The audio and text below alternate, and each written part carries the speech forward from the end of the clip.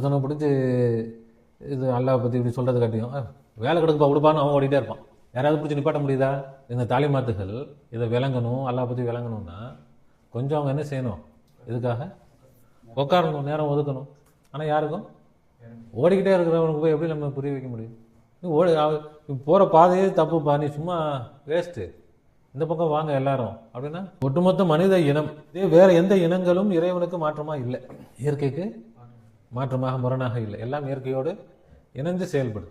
மனுஷன் மாதிரி நாய்ப்படாத பாடுலாம் கிடையாது. ஒரு குருவி கூடு கட்டுதுன்னா புல்லுக்குள்ளே எடுத்துகிட்டு வந்து என்ன செய்யும்? அப்படி வச்சு ஒரு கூடு கட்டும். காக்கானா குச்சி எடுத்துகிட்டு வந்து கூடு கட்டும்.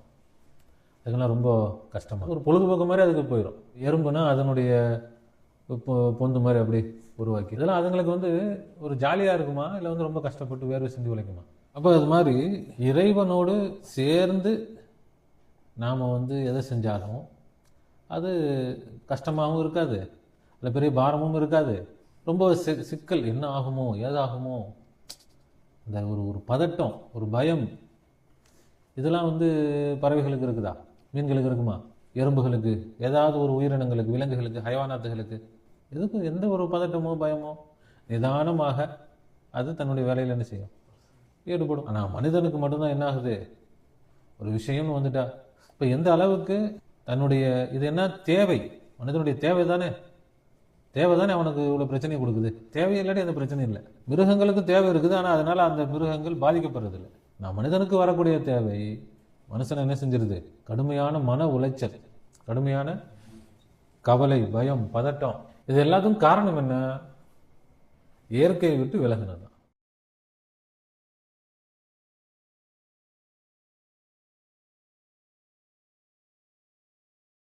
தீனை பிற மக்களுக்கு சென்றடைய இந்த சேனலை லைக் பண்ணுங்க, ஷேர் பண்ணுங்க மற்றும் சப்ஸ்கிரைப் பண்ணுங்க. பெல் ஐகானை கிளிக் பண்ணுங்க. அல்ஹம்துலில்லாஹி ரப்பில் ஆலமீன் வல் ஆகிபத்து லில் முத்தகீன் வஸ்ஸலாத்து வஸ்ஸலாமு அலா ரசூலிஹி சய்யிதுனா முஹம்மதின் வ அலா ஆலிஹி வ அஸ்வாஜிஹி வ துர்ரியாத்திஹி வ அஹ்லி பைத்திஹி அஜ்மஈன். அம்மா பஅத். ஃபகத் قال الله تعالى في شأن حبيبه أعوذ بالله من الشيطان الرجيم بسم الله الرحمن الرحيم إن الله وملائكته يصلون على النبي يا أيها الذين آمنوا صلوا عليه وسلموا تسليما. اللهم صل على سيدنا وشفيعنا وحبيبنا ومولانا محمد وعلى آل سيدنا ونبينا ومولانا محمد وبارك وسلم. اللهم صل على سيدنا وشفيعنا وحبيبنا ومولانا محمد وعلى آل سيدنا ونبينا ومولانا محمد وبارك وسلم. اللهم صل على سيدنا وشفيعنا وحبيبنا ومولانا محمد وعلى آل سيدنا ونبينا ومولانا محمد وبارك وسلم. وصل على جميع الأنبياء والمرسلين والملائكة المقربين والحمد لله رب العالمين. परवरदिगार आलम तेरे रहम और करम और आफू और दरगुजर का तुझे वास्ता। सरकार दो आलम सल्लल्लाहु अलैहि वसल्लम का, जमी पीरान सलासिल का, पीर नूरी का, पीर आरिफ का, पीर अंदाज का वास्ता। या अल्लाह हम सबको मग़फ़िरत फरमा, हम सबको मग़फ़िरत फरमा, हम सबको इल्म नाफ़िअ इनायत फरमा, कहने सुनने समझने और उस पर अमल करने की आला सलाहियत व तौफ़ीक़ इनायत फरमा बेजाही सैयदना मुहम्मद मुस्तफ़ा सल्लल्लाहु अलैहि वसल्लम. கண்ணியமிக்க பெரியோர்களே, சகோதரர்களே, தாய்மார்களே, சகோதரிகளே, அல்லாஹ் சுப்ஹானஹு வ தஆலா தன்னுடைய எல்லையில்லாத கருணையினால் நம்மை அவனது ஹபீப் உலகத்தின் நெச்சகர் நம்முடைய நாயகம் முஹம்மது முஸ்தபா ஸல்லல்லாஹு அலைஹி வஸல்லம் அன்னவர்களுடைய ஹைரு உம்மத்திலே படைத்திருக்கிறான். அல்ஹம்துலில்லாஹ். அதில் நமக்கு சந்தோஷத்தையும் பெருமிதத்தையும் தந்திருக்கிறான். அல்ஹம்துலில்லாஹ். மட்டுமல்ல, ஃபித்னாக்களும் ஃபசாதுகளும் எங்கும் நிறைந்து நிரம்பி வழியக்கூடிய இறுதியான காலகட்டத்தில் அவனுடைய அன்பையும் நெருக்கத்தையும் நேர்வழியையும் பெற்ற அவுலியாக்கள், ஆரிஃபின்கள், சூஃபியாக்கள், ஷேഖ்மார்களுடைய தொடர்பை, நிஸ்மத்தையும், பயாத்தை, முஹப்பத்தை நம் அனைவருக்கும் தந்து அருள் புரிந்திருக்கிறார். அல்ஹம்துலில்லாஹ் சும்மா அல்ஹம்துலில்லாஹ். எல்லோரும் இறைவனை திக்ரு செய்து திக்ரோடும் ஷுக்ரோடும் இருந்து தாலிமாத்துகளை கேட்க வேண்டும். இந்த உலகம் இறைவனோடு இணைந்த உலகம், இறைவனை விட்டு விலகிய உலகம் அல்ல. இறைவனை விட்டு விலகி இல்லை. உலகம் இறைவனோடு சேர்ந்து இருக்குதா, தனியாக இருக்குதா? சேர்ந்து. எந்த அளவுக்கு சேர்ந்து இருக்கிறது? இது உலகமா இறைவனா? எது உலகம் எது இறைவன் என்று பிரித்து பார்க்க முடியாத அளவுக்கு உலகமும் இறைவனும் ஒன்றோடு ஒன்று எப்படி இருக்கிறாங்க? சேர்ந்து. இறைவனை ஏற்றுக்கொள்ளாதவர்களும் விளங்குற மாதிரி நம்ம சொல்லணும்னா, உலகமும் இயற்கையும் இணைஞ்சு இருக்குதா, தனியாக இருக்குதா? இயற்கைன்னு சொல்கிறாங்களா இல்லையா? இயற்கை உலகத்தோடு சேர்ந்து இருக்குதா, இயற்கை தனியாக இருக்குதா? எந்த அளவு சேர்ந்து இருக்குது? ரெண்டும் ஒன்று தான். ரெண்டும் இயற்கைன்னு தனியாக இயற்கை காட்சிகள் அப்படின்னா எங்கெங்க காட்டுங்கன்னா, மலையை காட்டுவாங்க, ஆறை காட்டுவாங்க, புல்வெளிகள், காடுகள், கடல், வானம், வானவில், மலை, இயற்கை காட்சிகள். அதுதான் உலகம். எல்லா படைப்புகளும் இறைவனோடு சேர்ந்து, இறைவன் எல்லா உலகத்தோடு சேர்ந்து இருக்கிறான். உலகம் இறைவனோடு சேர்ந்து இருக்குதா? இறைவனோடு சேர்ந்து இருக்குதா? சேர்ந்து தான் இருக்கு. உலகம் சேர்ந்து. நமக்கு விளங்குற மாதிரி சொன்னால், இயற்கை உலகத்தோடு சேர்ந்து இருக்குது. இயற்கையோடு எல்லாமே சேர்ந்து இருக்குதா? சேர்ந்து இருக்கு. இயற்கையை விட்டு விலகி நிற்கிறது யாரு? மரம், செடி, கொடிகள் இயற்கையை விட்டு விலகி நிற்குதா? ஜமாதாத் சொல்கிறோம். நீர், நிலம், நெருப்பு, காற்று, ஆகாயம், மலைகள், கற்கள், கடல்கள், ஆறுகள், இதெல்லாம் என்னது? ஜமாதாத். இதெல்லாம் இயற்கையை விட்டு விலகி இருக்குதா, இயற்கையோடு சேர்ந்து இருக்கா? இயற்கையோடு இயற்கையாக இருக்கு. அதனால் அதெல்லாம் இயற்கைன்னு சொல்கிறோம். அப்புறம் நபாதாத், மரம், செடி, கொடிகள், இதெல்லாம் இயற்கையோடு சேர்ந்து இருக்குதா இல்லையா? அப்படின்னா இறைவனோடு சேர்ந்து இருக்குன்னு அர்த்தம். வார்த்தை வேற, விஷயம் ஒன்று தான். இறைவனை ஏற்றுக்கொண்டவர்களுக்கு இறைவனோடு சேர்ந்து இருக்குன்னு சொல்லிக்கலாம். இறைவனை ஏற்றுக்காதவங்களுக்கும் இயற்கையோடு சேர்ந்து இருக்குதுன்னு அவங்க என்ன செய்வாங்க? இறைவனும் இயற்கையும் ஒன்று தான். இறைவனும் இயற்கையும் ஏற்கனவே பழைய பாடங்களில் நம்ம பேசியிருக்கிறோம். வீட்டுக்குள்ளே போனீங்கன்னா அது இருக்கும், இயற்கையே இறைவன் அப்படின்னு. அப்போ ஜமாதாத்துகள், நபாதாத்துகள் இறைவனோடு இயற்கையோடு எப்படி இருக்குது? சேர்ந்துருக்கு. ஹயவானாத், மிருகங்கள், சிங்கம், புலி, கரடி, அது மாதிரி கடலில் வாழக்கூடிய மீன்கள், காட்டில் வாழக்கூடிய மிருகங்கள், ஆகாயத்தில் தெரியக்கூடிய பறவைகள், நீர்நிலம், காற்று, மூணுத்திலும் இருக்கக்கூடிய உயிரினங்கள் எல்லாம் இயற்கையோடு சேர்ந்துருக்கா இல்லையா? இறைவனோடு சேர்ந்துருக்கு. மனிதன் தான் இடமுறை பண்ணிட்டு இருக்கான். இயற்கையோடு சேர்ந்து தான் இருக்கிறான். ஆனால் இயற்கைக்கு முரணான எல்லா காரியங்களையும் யார் செஞ்சுட்டு இருக்கிறான்? அப்படின்னா அதனுடைய அர்த்தம் என்ன? இறைவனுக்கு முரணான காரியங்களை மனுஷன் செஞ்சுட்டு இருக்கான். இறைவனோடு சேர்ந்து செயல்படவில்லை மனுஷன். என்னது? அவன் எப்படி செயல்படுறான்? தன்னை ஒரு தனி இயற்கையை விட்டு பிரித்து வச்சு அவன் தன்னை பார்க்குறான். மனிதன் இயற்கையா இல்லையா? இயற்கை தான் மனுஷன். அப்போ இயற்கை காட்சிகள் அப்படின்னா மனிதர்கள் யாரும் காட்டுறதே இல்லை. சிங்கம், புலியை காட்டுறாங்க, இயற்கை காட்சி. பறவைகளை காட்டுறாங்க, இயற்கை காட்சி. மீன்களை காட்டுறாங்க, இயற்கை காட்சி. மலைகளை காட்டுறாங்க, இயற்கை காட்சி. புழு பூச்சிகளை காட்டுறாங்க, இயற்கை காட்சின்றாங்க. மனுஷனை காட்டணும், இயற்கையை ரசிக்கலாம் வாங்க அப்படின்னா மனுஷங்க இருக்கிற இடத்துக்கு யாரும் போவாங்களா? மனுஷங்க இல்லாத இடத்துக்கு போனால் தான் இயற்கையை ரசிக்கிறோன்றாங்க. அங்கே யார் இருக்கக்கூடாது? இயற்கையை ரசிக்கலாம் வாங்க அப்படின்னு சொல்லி யாராவது பஜாருக்கு போகிறாங்களா? ஏன் அங்கே இயற்கை இல்லையா? இயற்கை இருக்குது. ஆனால் இயற்கைக்கு முரணான காரியங்கள் நிறைஞ்சு கிடக்கு. அசலில் உண்மையில் இயற்கைன்னு செய்து இருக்கிறது. ஆனால் அந்த இயற்கைக்கு முரணான, இறைவனுக்கு முரணான காரியங்கள்லாம் நிறைஞ்சு கிடக்கு.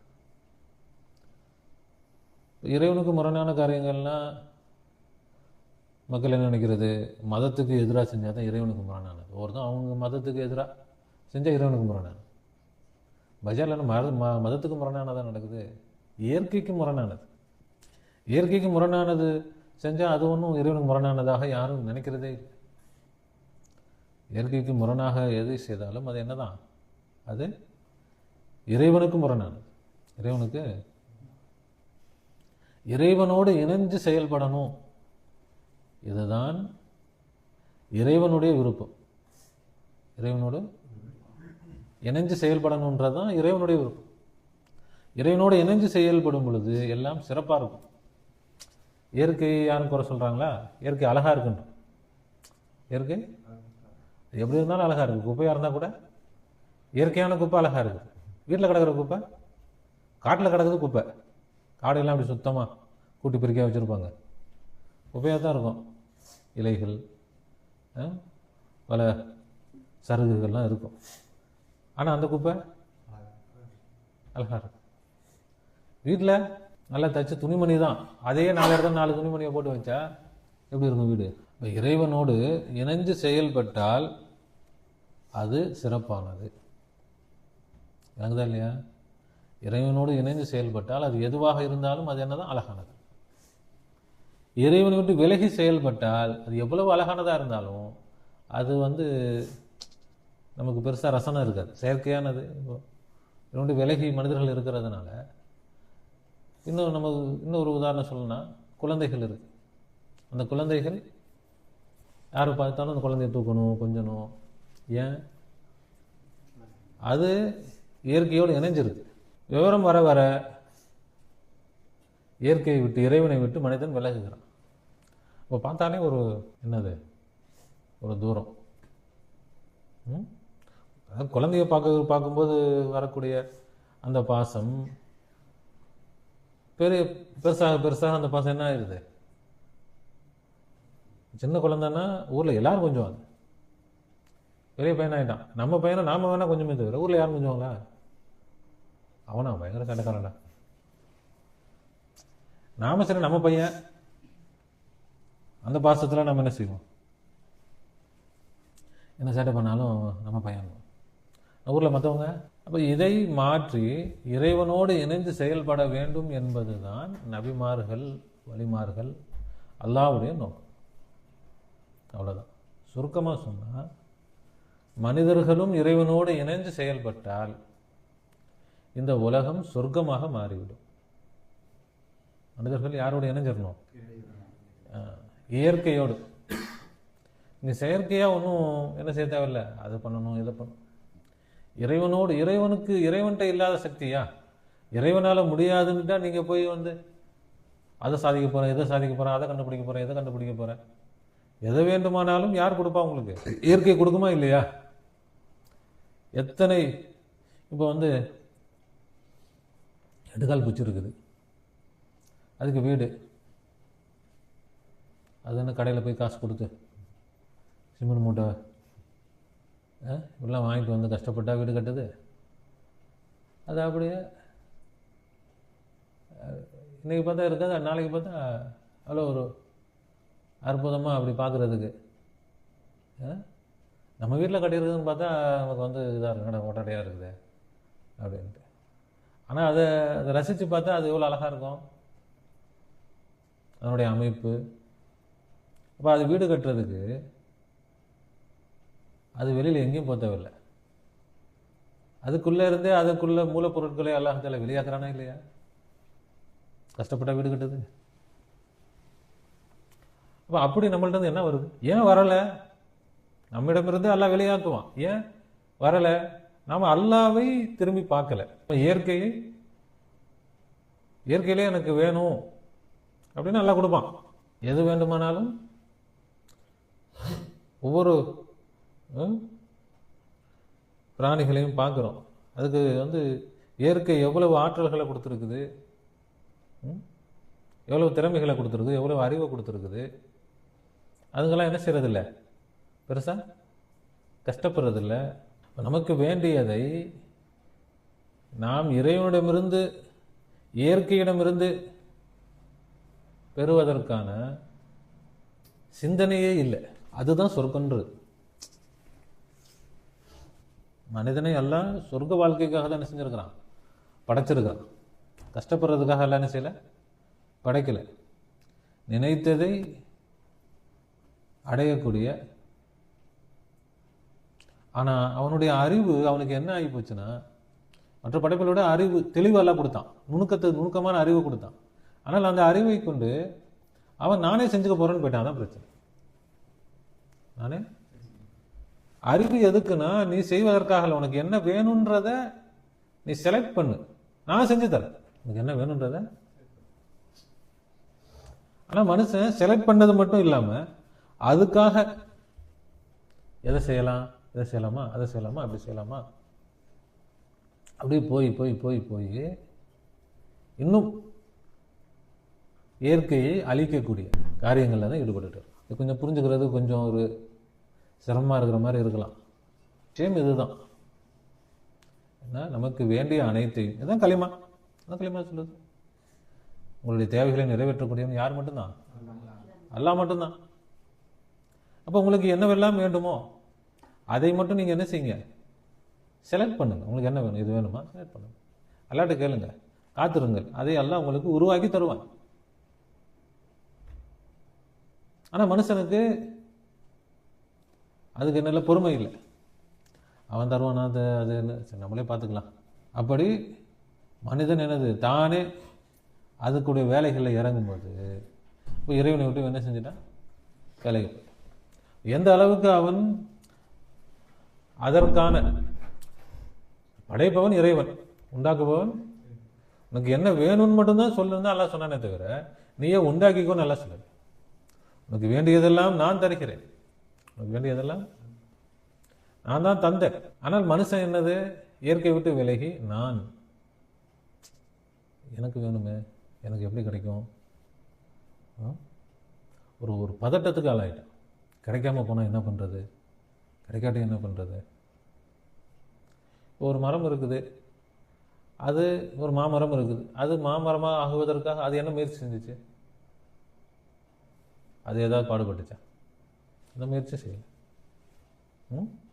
மாமரமாக ஆனதுக்கு பிறகும் ஏதாவது முயற்சி செய்யுமா, அந்த முயற்சி செய்யாது. அதனுடைய வேலைகளை அது சீசனுக்கு பழங்களை கொடுத்துட்டு இருக்கும், அது பாடு.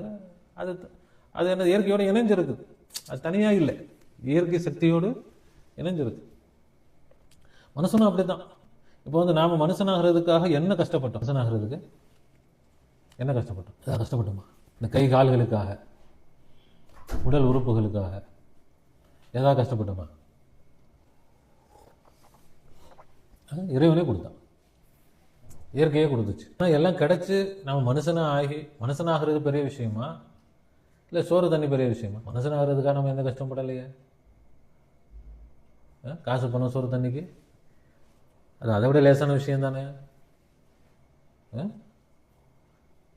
ஆனால் அதில் அல்லாஹ் மேலே நமக்கு என்னது இல்லை, நம்பிக்கை இல்லை.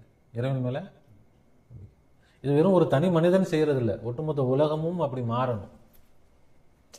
நாம் தனியாக யோசித்து பார்த்தோம்னா அது பெரிய சிரமமாக இருக்கிற மாதிரி இருக்கும். ஒட்டுமொத்த உலகமும் அப்படி மாறணும். எப்படி? இறைவனை நோக்கி எங்களுக்கு வேண்டியதெல்லாம் யாரெல்லாம் இறைவன் நீ கொடு, இயற்கையை நீ கொடு. அப்போ இயற்கை என்ன செய்யும், கொடுக்கும். இறைவன் என்ன செய்வான், கொடுப்பான். எல்லா மனிதர்களும் அந்த ஒத்த கருத்தில். ஆனால் அது நடக்குமா? இப்போ வாய்ப்பே இல்லை. ஒருத்தனை பிடிச்சி இது அல்லாஹ் பற்றி இப்படி சொல்கிறது காட்டியும் வேலை கிடக்குப்பா கொடுப்பான்னு அவன் ஓடிட்டே இருப்பான். யாராவது பிடிச்சி நிப்பாட்ட முடியுதா? இந்த தாலிமாத்துகள் இதை விளங்கணும், அல்லாஹ் பற்றி விளங்கணும்னா கொஞ்சம் அவங்க என்ன செய்யணும், இதுக்காக உட்காரணும், நேரம் ஒதுக்கணும். ஆனால் யாருக்கும் ஓடிக்கிட்டே இருக்கிறவனுக்கு போய் எப்படி நம்ம புரிய வைக்க முடியும்? போகிற பாதையே தப்புப்பா, நீ சும்மா வேஸ்ட்டு, இந்த பக்கம் வாங்க எல்லாரும் அப்படின்னா ஒட்டுமொத்த மனித இனம். இதே வேற எந்த இனங்களும் இறைவனுக்கு மாற்றமாக இல்லை, இயற்கைக்கு மாற்றமாக முரணாக இல்லை. எல்லாம் இயற்கையோடு இணைந்து செயல்படுது. இப்போ மிருகங்கள் கொஞ்சம் கொஞ்சம் சொந்த உழைப்புகள் அதுக்கு இருந்தாலும் சிரமம் இல்லாத முறையில் அதனுடைய உழைப்புகள் இருக்கும். பெருசா ஒன்றும் மனுஷன் மாதிரி நாய்படாத பாடுலாம் கிடையாது. இப்போ வந்து ஒரு குருவி கூடு கட்டுதுன்னா புல்லுக்குள்ளே எடுத்துகிட்டு வந்து என்ன செய்யும், அப்படி வச்சு ஒரு கூடு கட்டும். காக்காங்கன்னா குச்சி குச்சி எடுத்துகிட்டு வந்து கூடு கட்டும். அதுக்கெல்லாம் ரொம்ப கஷ்டமா, அது ஒரு பொழுதுபோக்கு மாதிரி அதுக்கு போயிடும்.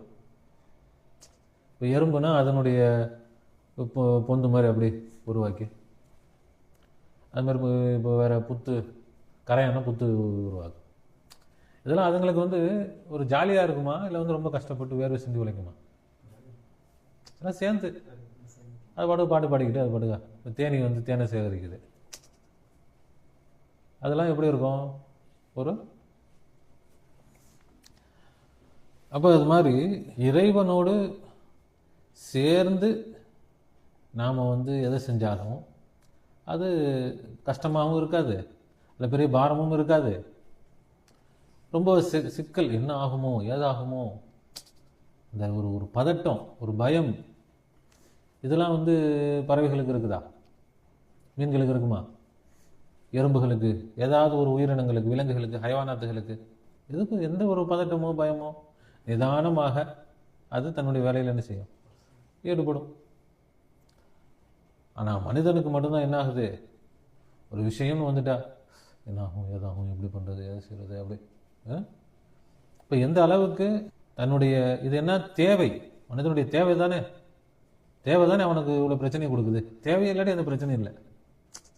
மிருகங்களுக்கு தேவை இருக்குது, ஆனால் அதனால் அந்த மிருகங்கள் பாதிக்கப்படுறதில்லை. நான் மனிதனுக்கு வரக்கூடிய தேவை மனுஷனை என்ன செஞ்சிருது, கடுமையான மன உளைச்சல், கடுமையான கவலை, பயம், பதட்டம். இது எல்லாத்துக்கும் காரணம் என்ன? இயற்கையை விட்டு விலகினது தான், இறைவனை விட்டு விலகினது. இறைவனோடு சேர்ந்து விட்டால் நமக்கு எல்லாமே சரியாயிடும். அதுக்கு தான் நபிமார்கள் இந்த கலிமாவை கொண்டு வந்தாங்க. உங்களுடைய தேவைகளை நிறைவேற்றக்கூடியவன் யாரு தான்? அல்லாஹ் தான். அப்போ இதை நீங்கள் எல்லோரும் விளங்கிக்கங்க. நபி ஸல்லல்லாஹு அலைஹி வஸல்லம் சொன்னாங்க, நீங்கள் அல்லாஹ்வின் மீது தவக்குல் வைக்க வேண்டிய அளவுக்கு தவக்குல் வைத்தால் அல்லாஹ் தஆலா உங்களுக்கு ரிஸ்கை இந்த அளவுக்கு லேசாக கொடுப்பான், பறவைகளுக்கு கொடுக்குற மாதிரி லேசாக கொடுப்பான். அது காலையில் பட்னியோடு போது, மாலையில் வயிறு நிரம்பி வருகிறது. அது மாதிரி அல்லாஹ் உங்களுக்கு என்ன செய்வான், ரிஸ்க் அளிப்பான், உங்களுடைய தேவைகளை நிறைவேற்றுவான். அப்போ அது மாதிரி தவக்குல் அல்லாஹ்வின் மீது, அல்லாஹ் எனக்கு நிறைவேற்றுவான், இந்த தவக்குல் இன்னைக்கு என்ன இல்லை. அது என்ன காரணம்? ஒன்று நம்முடைய சொந்த விஷயம், சொந்த இது ஒரு பக்கம் இருந்தாலும் நம்முடைய சூழ்நிலைகள் அதை விடுறதில்லை. நம்முடைய சூழ்நிலைகள் நம்ம சம்பாதிக்காமல் இருக்க முடியாது, காசு பணம் இல்லாமல் இருக்க முடியாது. சம்பாதிக்கணும், காசு பணம் வேணும், அப்புறம் நமக்கு கரண்ட் வேணும், கரண்ட் வேணும்னா கவர்மெண்ட்டுக்கு கரண்ட் பில் கட்டணும். ஒவ்வொரு இதுக்கும் பல விஷயங்கள் சிக்கலாக்கப்பட்டுருச்சு. இப்போ இதிலேருந்து ஒரு தனி மனிதன் தனியாக வெளியே வந்து நான் எதுவுமே இல்லாமல் இயற்கையோட இயற்கையாக இருக்க போகிறேன்னு சொல்லிட்டு காட்டுக்குள்ளே போயிட்டு வாழ முடியாது. தனியாக இருந்து நான் வாழ போகிறேன்ட்டு வாழ முடியுமா? வாழ முடியும். அப்போது சிரமங்கள் ஏற்படுத்தப்பட்டுருச்சு. மனித இனம், ஒட்டுமொத்த மனித இனமும் தன் மேலே வந்து பெரிய கஷ்டங்களை போட்டு சிக்கலை, இடியாப்ப சிக்கலாக, சிக்கலுக்கு மேலே சிக்கல், சிக்கலுக்கு மேலே சிக்கல்.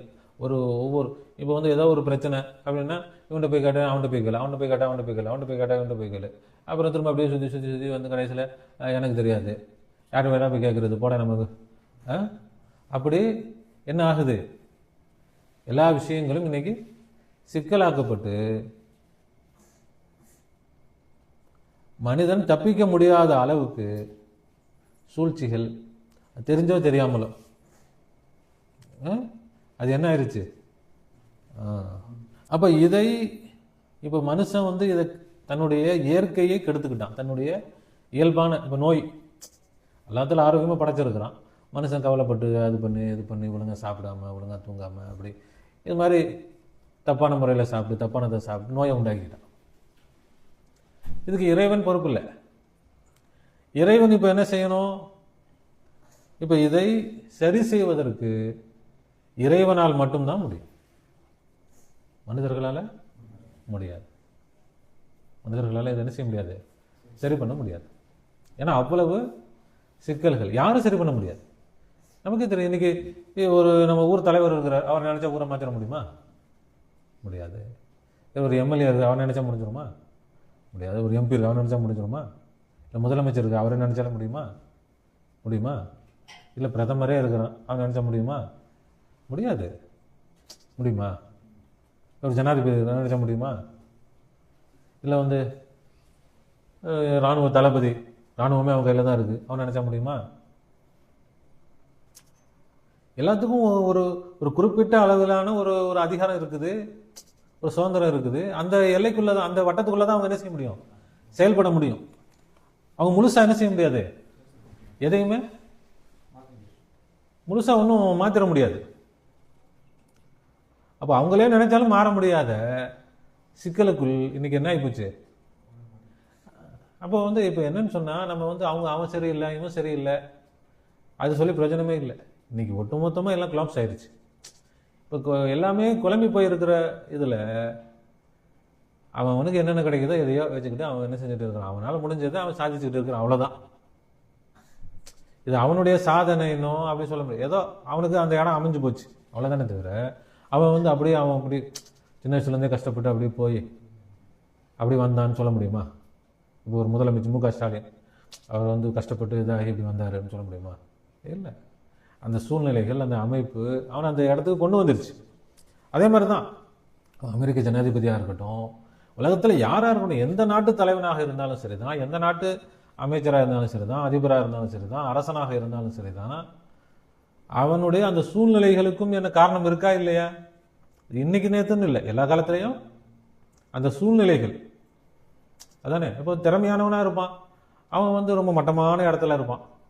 ஒண்ணுமே தெரியாதவனா இருப்பான், அவன் அப்படி பெரிய அந்தஸ்துல இருப்பான். இருக்கிறானே இல்லையா? எப்படி சொல்றது, அல்லாஹ்வுடைய நாட்டம். அது ஒரு பக்கம், அது வேற. அது என்ன, அவனுடைய சூழ்நிலை, அவனுக்கு அது அமைஞ்சிச்சு, அவன் அங்க போனான்.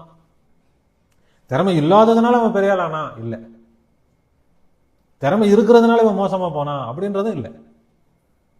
திறமை இருந்தாலும் இல்லைனாலும் அவனுடைய சூழ்நிலைகள், அந்த அமைப்பு சரியாக வந்துச்சுன்னா அவன் என்ன செஞ்சிருவான், மேலே வந்துடுவான். இல்லை, அவனுக்கு அந்த அமைப்பு இல்லைன்னா அவன் கீழே தான் கிடப்பான். அப்போ இந்த உலகத்தை நினைக்கலாம், அவர் நினைச்சா முடியும், இவர் நினைச்சா முடியும், யார் நினைச்சாலும் ஒன்றும் முடியும். அவங்கவுங்க வட்டத்தில் இருந்து விளையாடிக்கிட்டு இருக்கிறாங்க, அவ்வளோதான். அவங்களுடைய எல்லை, ஒவ்வொருத்தருக்கும் ஒரு எல்லை இருக்கு, அந்த எல்லையில இருந்து அவர்கள் அவங்களுடைய விளையாட்டை விளையாடிட்டு இருக்கிறாங்களே தவிர ஒட்டுமொத்தமாக இதை மாற்றுவதற்கு யாராலும் முடியாது. அப்படிப்பட்ட சிக்கல் எதனால வந்துச்சு, இறைவனை விட்டு விலகுனதுனால இது ஆரம்பிச்சது. ஆரம்பிச்சு இது திருத்துவதற்காக, இதை மாற்றி எப்படின்னாச்சும் இறைவன் பக்கம் கொண்டு வந்துடலாம், உலகத்தை திருத்தலாம் என்பதற்காக தான் நபிமார்கள் வந்தாங்க, வலிமார்கள் வந்தாங்க. ஆனால் அது எதுவும் என்ன ஆகலை, நடக்கலை. இப்போ எல்லாம் கட்டாயிருச்சு. நபிமார்கள் கடைசி நபி 1400 வருஷம் ஆகிப்போச்சு. இதுக்கு மேலே நபியே இல்லை, அவ்வளோதான், உங்களுக்கு நபிலாம் கிடையாதுன்னு சொல்லிட்டு போயிட்டாங்க. இனிமேல் நபிலாம் கிடையாது, அவ்வளோதான். இவங்க நினச்சிட்டாங்க நபி கிடையாதுன்னா ரொம்ப நல்லது போலன்ட்டு. நல்லதெல்லாம் இல்லை, வெறுத்தாச்சு. இதுக்கு மேலே நபிலாம் கிடையாது, பார்த்துக்கங்க அப்படின்ட்டு. அதுக்கு பிறகும் இத்தனை காலத்தில் உலகம் மோசமாகி மோசமாகி மோசமாகி மிகப்பெரிய சிக்கல். இன்னைக்கு வளர்ச்சி வளர்ச்சி வளர்ச்சின்னா என்ன வளரணும்? இப்போ நாம் மனுஷனாக இருக்கிறோம், நான் இன்னும் வளரணும்னு சொல்லிட்டே இருக்கிறோம். சின்ன பிள்ளையா இருக்குது, சரி வளர்ந்தாங்க, இது பண்ணாங்க, முடிஞ்சு ஒரு வயசோட முடிஞ்சு போச்சுல. இப்போ நான் வளரணும்னா என்ன வளர்றது? இன்னும் உடம்புலாம் நல்லா இன்னும் தடியாகணுமா? அது வளர்ச்சியாது, அப்படியே தடியானாலும் அது வளர்ச்சியாது.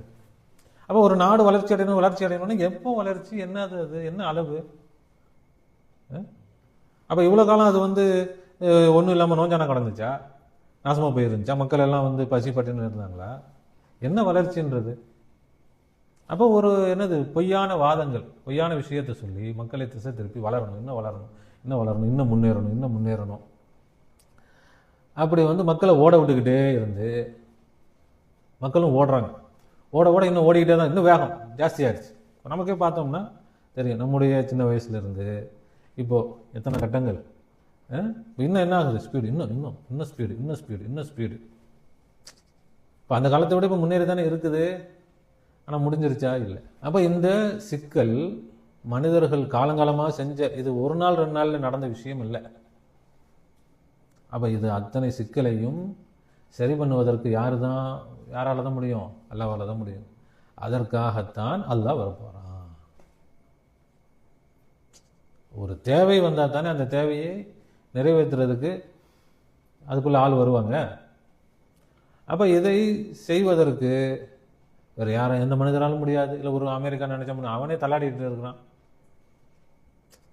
எந்த ஒரு நாட்டுனாலையும் முடியாது. அவனுக்கு கிடைச்சதை வச்சு அனுபவிச்சுட்டு ஜாலியாக இருக்கலாமே தவிர எதையும் என்ன செய்ய முடியாது, யாராலையும் மாற்ற முடியாது. அப்படிப்பட்ட மிகப்பெரிய மோசமான நிலைக்கு ஏன் இந்த உலகத்துக்கு ஒரு தலைவன் இல்லை? உலகத்தையே கட்டுப்படுத்தக்கூடிய ஒரு தலைவன் தானே. எந்த ஒரு இதாக இருக்கட்டும், முதலாளி ஓனர் இல்லைன்னா கடையாக இருக்குமா? எல்லாம் தொழிலாளிங்க தான் இருக்கிறாங்க. 10 தொழிலாளிங்க இருக்கிறாங்க, ஓனர் இல்லை. இல்லாட்டி ஓனர் யாரையாவது மேனேஜராக நியமிச்சிருந்தா அவர் இருந்தால் இருக்கும். மேனேஜரும் இல்லை, எல்லாம் எல்லாமே என்னதான், லேபர்ஸ் தான். இப்போ எப்படி இருக்கும் கம்பெனி? நீங்களே பார்த்துக்கோங்கப்பான்னா அந்த கம்பெனி உருப்படுமா? அது மாதிரி தான் இந்த உலகம். இப்போது யார் மட்டும்தான்? அடிமைகள் மட்டும்தான். நீங்களே பார்த்துக்கோங்கப்பான்னா இந்த உலகம் என்ன ஆகும்? குட்டிச்சவறு இன்னும் பயங்கர குட்டிச்சவறு ஆகி எல்லாம் கடுமையான சிக்கல்ல இருக்குது. இப்போ அந்த சிக்கல் என்னன்றதை தெரிஞ்சுக்கிறது முதல்ல நம்முடைய கடமை. என்ன சிக்கல் இருக்குது, என்ன பிரச்சனை இருக்குது, அதுதான் இப்போ நம்ம சொல்லிட்டு இருக்கோம். என்னது? இயற்கையை விட்டு, இறைவனை விட்டு உலகம் விலகி வெகு தூரத்தில் போயிடுச்சு. அதான் மனிதர்கள் என்ன செஞ்சிட்டாங்க? ரொம்ப தூரத்துக்கு போயிட்டாங்க. இயற்கையுடைய தொடர்பே இல்லை. அப்போ அப்படி தொடர்பு ஏற்படுத்துறதுக்கு தான் இப்போ நம்ம எல்லாத்திலும் நமக்கு இந்த ஈமானுடைய இந்த விஷயங்களை சுருக்கமாக நம்ம எழுதி கொடுத்தோம். எல்லாம் நமக்கு எழுதி கொடுத்தோம். எதுக்கு? இதோட தொடர்பு ஏற்படுது. இது ஒரு அடிப்படையான ஒரு விஷயம், அவ்வளோதான். பேசிக் ஒரு அடித்தளம். நமக்கு இப்போ இருக்கிற இதை வச்சுட்டு கொஞ்சம் அப்படியே லேசாக கொஞ்சம் என்ன செஞ்சுக்கலாம், சமாளிச்சுக்கலாம். சமாளிச்சுக்கிறதுக்காகத்தான் இது. உண்மையான முழுமையான நம்முடைய விடுதலை இறைவன் வருவதை கொண்டு தான் இருக்கு. இறைவன் வரும்போது அந்த இறைவன் தான் என்ன செய்ய, இந்த சிக்கு ஓடிட்டு இருக்க மனுஷங்களாம் பிடிச்சி நிப்பாட்டி நில்லுங்கடா அப்படின்னு யார் தான் செய்ய முடியும்? வேற யார் சொன்னாலும் இவங்க கேட்க மாட்டாங்க. அப்ப அதுக்குள்ள சக்தியை காட்டி அவங்களை என்ன செய்யணும்? எல்லாம் நிறுத்தணும். சும்மா சொல்றதுனால ஏன் அவங்களுக்கு நின்று கேட்டா தானே அவங்களுக்கு புரியும். நிக்கிறதுக்கு நேரம் இல்லாதவங்களுக்கு எப்படி சொல்றது? நிக்கிறதுக்கு நேரம் இல்லாதவங்களுக்கு சொல்லி புரிய வைக்க முடியாது. அப்ப அவர்களை நிறுத்தி, அவர்கள் நிறுத்துவதற்கு தான் எல்லாம் வரோம். இந்த உலகத்தை நிறுத்துறது. அதை தான் அரபியில் சொன்னா கியாமத்னா நின்றுச்சுன்னு அர்த்தம். நிற்பது. கியாமத்னா நிற்பது. இவங்க என்னமோ அப்படியே பூமி கொந்தளிக்கும், அப்படியே ஆயிரும், எல்லாம் உடஞ்சி போயிடும், அப்படியே அது ஆமாம் நின்றுட்டா அது மாதிரி தானே. உலகமே என்ன ஆயிடுச்சு? ஸ்தம்பிச்சு போச்சு. அப்போ அதான் நின்று விடும். இறைவன் என்ன செய்வான்? இதை நிறுத்தி எங்கே ஓடிட்டு இருக்கீங்க நில்லு. அதுக்கு பிறகு எல்லாரும் என்ன செய்யணும்? இறைவனை அறிந்து கொள்ளணும். இந்த தாலிமாத்துகள் எல்லாரும் படிக்கணும், இதை புரிஞ்சுக்கணும், இறைவனை விளங்கிக்கணும், தான் யாருன்னு விளங்கணும், தன்னுடைய நிலை என்னன்னு விளங்கணும். இதை விளங்கி இறைவனை புரிந்து இறைவனோட ஐக்கியமாகி இறைவனுடைய உண்மையான அடியானாகி இறைவனை கொண்டு தேவை இருக்கும், அந்த தேவையை இறைவனை கொண்டு நீ நடத்தக்கூடியவனா நீ ஆயிரும். உனக்கு என்ன வேணுமோ இறைவனை கொண்டு நீ வாங்கிக்கோ. நீ நினைச்சதெல்லாம் நடக்கக்கூடிய நிலையில இறைவன் உன்னை என்ன செய்வான்? உனக்கு அந்த சக்தியை கொடுப்போம். அதுக்காக உன்னை என்ன செஞ்சிருக்கிறான்? படைத்திருக்கிறான். அப்போ நாம இந்த ஈமானுடைய விஷயங்களை நம்ம எழுதி கொடுத்தோம். இது நம்முடைய வாழ்க்கையில அன்றாட நிகழ்ச்சிகள், அன்றாட நமக்கு இதுக்காக நம்ம பயன்படுத்திக்கிட்டு, அதோடு எல்லாத்துக்கும் மேல இறைவனுக்காக அதை நம்ம என்ன செய்யணும்? பயன்படுத்தணும். அப்ப இறைவன் இயற்கையாக இருக்கிறான். அந்த இயற்கையை இப்போ ஒரு மனிதர் மூலமாக பேசுகிறது. அந்த மனிதர் பேசல, அந்த மனிதர் இயற்கையோட ஐக்கியமாயிட்டாரு. அவர் மூலமாக இப்ப யார் பேசுது? இயற்கை தான் பேசுது. இப்ப நமக்கு நல்லா விளங்குதா இல்லையா? இறைவன் பேசுறான்னா கூட மண்டையில பாதி விளங்குது, பாதி விளங்காத மாதிரி எப்படி இறைவன் பேசுவான் அப்படின்னு. இயற்கை பேசுதுன்னா புரியுதா உங்களுக்கு? வாய்ப்பு இருக்குதா இல்லையா? கொஞ்சம் விளங்குதா இல்லையா? நல்லா. அப்போ விஷயங்கள் இப்படி இயற்கையாக வச்சு பார்க்கணும், இறைவனை வச்சு பார்க்கணும். அது வார்த்தைகள் மாறும்போது விளக்கம் நமக்கு தெளிவாக விளங்கும். அப்போ அந்த இயற்கை எல்லா படைப்புகளையும் படைத்து கொண்டு வந்த இயற்கை மனிதர்களை படைத்ததும் தனக்காகத்தான், தன்னை வெளிப்படுத்திக்கிறதுக்காகத்தான். மனிதர்களும் இயற்கையாக இருக்கணுன்றதுக்காகத்தான் இயற்கை படைத்துச்சு. அப்படின்னா மனிதர்களும் இறைவனாக இருக்கணுன்றதுக்காகத்தான் இயற்கை படைச்சு, இறைவன் படைத்தான். ஆனால் மனிதன் மனிதனாகவே இருக்கிறான். மனிதன் இறைவனாக ஆகிறதுக்கு என்ன செய்யல? அவன் முயற்சி செய்யல, விளங்கல. முயற்சினா அவன் இறைவனா தனியா ஆகணும்னு இல்லை, இயற்கையாக ஆகணுமா? இயற்கையாக தான் இருக்கிறான். மனிதன் இயற்கையாக இருக்கிறானா? இயற்கையாக ஆகணுமா? இயற்கையாக தான் இருக்கிறான். இயற்கையோட இணைஞ்சு தான் இருக்கிறான், ஆனால் அதை விளங்கலை. இப்போ இயற்கையிடமிருந்து எனக்கு சக்தி வரணும், இயற்கையிட எல்லா சக்தியும் இருக்குது, எனக்கு வேண்டியதெல்லாம் இயற்கை என்ன செய்யும், கொடுக்கும். அப்படி இயற்கையிடமிருந்து எதையும் வாங்காம இவனா செய்ய போறேன் அப்படின்னு போறானா இல்லையா? அப்ப அதனால் இயற்கை என்ன ஆகி போச்சு, விலகுனது மாதிரி இருக்குது. ஆனா இயற்கையை கொண்டு தான் இவன் என்ன செஞ்சுட்டு எல்லாம் செஞ்சுட்டு இருக்கிறான், இயற்கை கொடுத்த அறிவை கொண்டு தான் எல்லாம் செஞ்சுட்டு இருக்கானே தவிர, ஆனா இயற்கை விட்டு விலகி இருக்கிறான். புரியுதுங்களா சொல்றது? தன்னுடைய சிந்தனையால் நான் வேற, இயற்கை வேற, நான் வேற, இறைவன் வேற, நான் எங்கேயோ இருக்கிறான், அவன் எங்கேயோ இருக்கிறான், அப்படி இறைவனை விட்டு என்ன செஞ்சிருக்கான், விலகி இருக்கிறான். இறைவனோடு ஐக்கியமாகி இறைவனை கொண்டு எதையும் சாதிக்கக்கூடிய நிலையில் மனிதன் என்ன செய்யணும், ஆக வேண்டும். இயற்கையை கொண்டு எதையும் செய்யக்கூடிய எல்லாமே இயற்கையாக ஆகணும், செயற்கையாக இருக்கக்கூடாது. இப்போ மனுஷன் சொல்றான் எனக்கு வீடு வேணும் அப்படின்றான், இறைவனை கொண்டு இப்போ வீடு ஆகுன்னு சொன்னோன்னா ஆகிருது வீடு. அப்போ அந்த வீடு இயற்கையானதா செயற்கையானதா? அந்த வீடு எப்படி இருக்கும், இயற்கையானதா இருக்கும். நீங்க கஷ்டப்பட்டு சிமெண்ட்டை போட்டு செங்கலை போட்டு உருவாக்குற வீடு அது செயற்கையான வீடு. இப்போ இந்த செயற்கையான வீட்டை ஒரு ஆல்ட்ரேஷன் பண்ணணும், மாற்றணும் அப்படின்னா இன்னும் பெரிய கஷ்டம். அதை உடைச்சி இதை உடைச்சி ஆளை கூப்பிட்டு. ஆனால் இயற்கையான வீடு மாற்றணும் ஒன்றும் இல்லை, 2 ரூமா இருக்கு, இல்லை 3 ரூமா ஆகுனா 3 ரூமா ஆயிரப்போகுது, அது 4 ரூமா ஆகுனா 4 ரூமா ஆயிரப்போகுது, இல்லை எனக்கு ரூமே வேணாம் ஒரே ஹால் ஆகிக்கிறேன்னா ஒரே ஹால் ஆயிரப்போகுது. இப்போ நமக்கு இப்போ இந்த வீடு இப்போ ஹாலாக வேணும், 1000 பேர் வரணும்னா 1000 பேர் வர்றதுக்கு ஹால் ஆயிரும்.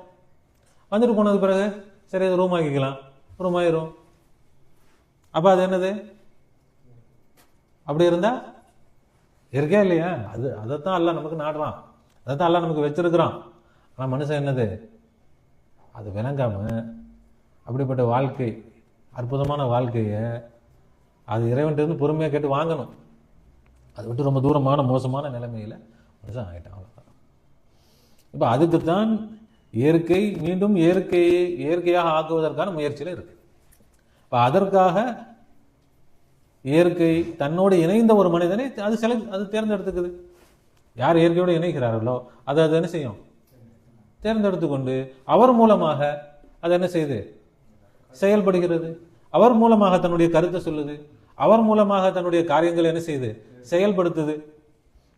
அப்படி இறைவன் என்ன செய்யறான், தன்னுடைய காரியங்களை செயல்படுத்துகிறார். அப்படி செயல்படுத்த போறான், அவ்வளவுதான். நாம செய்ய வேண்டியது என்ன, நம்முடைய ஈமானை, இறைவனோடு அந்த தொடர்பை நாம என்ன செஞ்சுக்கிட்டு ஈமானை சரி செய்து கொண்டு இறைவன் என்ன செஞ்சுக்கிட்டு இருக்கான்றதை விளங்கி அதை ஈமான் கொள்ளணும். நம்ம செய்ய வேண்டியது என்ன, நமக்கு புரியுதா இல்லையா? அந்த விஷயம் என்ன நடந்துகிட்டு இருக்கு, இயற்கை என்ன செஞ்சுக்கிட்டு இருக்கு, இறைவன் என்ன செஞ்சுட்டு இருக்கா அப்படின்னு விளங்குதில்லை. அந்த ஈமானை நாம கல்புல பதிய வைக்கணும். அப்போ இறைவன் இயற்கை பெரிய ஒரு காரியத்தில் ஈடுபட்டிருக்குது, இயற்கை வரப்போகுது. அந்த இயற்கை யார் மூலமாக வெளியாக போகிறது, எப்படி வெளியாக போகிறது, அதெல்லாம் நமக்கு இயற்கை காட்டி தருது, இறைவன் காட்டி தரோம். நாம் அதை நம்பினா போதும். நம்ம வேற ஒன்றும் செய்கிறதுக்கு ஒன்றுமே இல்லை. என்னது, இயற்கை நம்மள்ட்ட பேசிக்கிட்டு இருக்கு, இறைவன் நம்ம இடத்துல பேசிக்கிட்டு இருக்கிறான். இப்போ இறைவன் பேசுகிறான், இறைவன் பேசினா அதை நம்ம என்ன செய்ய வேண்டியது, நம்ம அதை என்ன செய்யணும், நம்பணும், அவ்வளோதானே. எதுக்காக அவன் சொல்கிறான், நாம் எதுவும் செய்ய போகிறோம், அவனுக்கு எதுவும் செஞ்சிட போகிறோமா? நம்ம ஒன்றும் செய்ய போகிறதில்ல. அவன் நம்மள்கிட்ட கேட்குறது நம்பிக்கை, அவ்வளோதான். நம்புங்க, நான் தான் வந்திருக்கிறேன், இந்த மனிதன் மூலமாக இயற்கையாக நான் தான் வந்திருக்கிறேன், இந்த மனிதன் இல்லை, இந்த மனிதன் ரூபத்தில் இயற்கையாகிய நான் தான் என்ன செஞ்சுட்டு இருக்கிறேன், பேசிக்கிட்டு இருக்கிறேன். அதை ஏற்றுக்குங்க, அதை நம்புங்க, அவ்வளோதான். அதை நாம் சரியாக செய்கிறோமா, அதான் விஷயம். அதை நாம் பரிபூர்ணமாக உறுதியான நம்பிக்கையாக இருக்கணும். ஒரு சந்தேகமாக, ஒரு எண்ணமாக சரி இருக்கலாம், அப்படி இல்லை, அதுதான் உண்மை. அப்போ இயற்கையை தவிர இயற்கையை பற்றி தெளிவாக யார் பேச முடியும்? இறைவனை தவிர இறைவனை பற்றி யார் தெளிவாக பேச முடியும்? அப்போ இறைவனை பற்றி பேசுகிறார்கள்னு சொன்னால் அது இறைவன் தான் பேசிக்கிட்டு இருக்கோம், இறைவன் தான் பேசிக்கிட்டு இருக்கோம். அப்போ அதுதான் நம்முடைய வேலை. நம்ம என்ன, இறைவனை விளங்கணும், இறைவனை நம்பணும். அந்த இறைவன் இப்போ எப்படி வந்திருக்கிறான், எந்த ரூபத்தில் வந்திருக்கிறான், அதை நாம் விளங்கணும். அவன் இன்னும் என்ன ஆக போகிறான், இந்த ரூபத்தில் அவன் எதை காட்டப் போகிறான், தன்னை முழுமையாக காட்டப்பான். இங்கிருந்தே தன்னுடைய ஆட்சியை நிலைநிறுத்த போகிறான், முழு பிரபஞ்சத்தையும் ஆளப்போகிறான். இங்கிருந்தே எல்லாத்தையும் சரி செய்ய போகிறான். அவனுக்கு ஏதாவது ஒரு சின்ன இடத்துல இருந்து அவன் படுத்த வேலையை பார்க்கலாமா இல்லையா? உலகத்தையே ஆட்சி பண்ணுறதுக்கு அரக்கோணத்துலேருந்து உலகத்தை ஆட்சி பண்ண முடியாது அப்படின்னு சொல்ல முடியுமா? பண்ணலாம்ல. இறைவன் பண்ணலாம். மனுஷன் பண்ண முடியுமான்னு அது முடியாதுன்னு சொல்லலாம். நான் இறைவன் நினைச்சா அரக்கோணத்திலிருந்து அமெரிக்காவை என்ன செய்யலாம்? ஆட்சி பண்ணலாம். முழு உலகத்தையும் பிரபஞ்சத்தையும் என்ன செய்யலாம்? ஆட்சி பண்ணலாம். அப்போது இதை விஷயம் கைமீறி போயிடுச்சு. விஷயம் என்ன ஆயிடுச்சு? கைமீறி போய் யாருடைய கண்ட்ரோல்லையும் இப்போ இல்லை. அது தறிகட்டு ஓடிக்கிட்டு இருக்கு. அதை கண்ட்ரோல் செய்வதற்காக இறைவன் வருகிறார். அதை கண்ட்ரோல் செஞ்சு ஒரு சரியான இடத்துக்கு கொண்டு வருவதற்காக இறைவன் என்ன செஞ்சிருக்கிறான்? நாடி விட்டேன். அதுக்குள்ள வேலையில் எல்லாம் இறங்கிட்டான். ஆமாம், அதை விளங்குனா போதும். அது என்ன நடக்குது அதை நம்ம விளங்கி ஈமான் கொள்ளணும், அவ்வளோதான். இதுதான் எல்லாரும் செய்ய வேண்டியது. இதில் ஃபஸ்ட்டு பேட்சாக எல்லாம் நம்மளை தேர்ந்தெடுத்துருக்கான். என்னது ஃபஸ்ட்டு பேட்ச்? நாம் அதை செஞ்சோம்னா யாராக இருந்தாலும் செஞ்சு தான் ஆகணும். இதை செய்யாமல் வேறு வழி இல்லை. அவங்க வயிற்றுக்கு அவங்க தானே சாப்பிட்டாகணும்.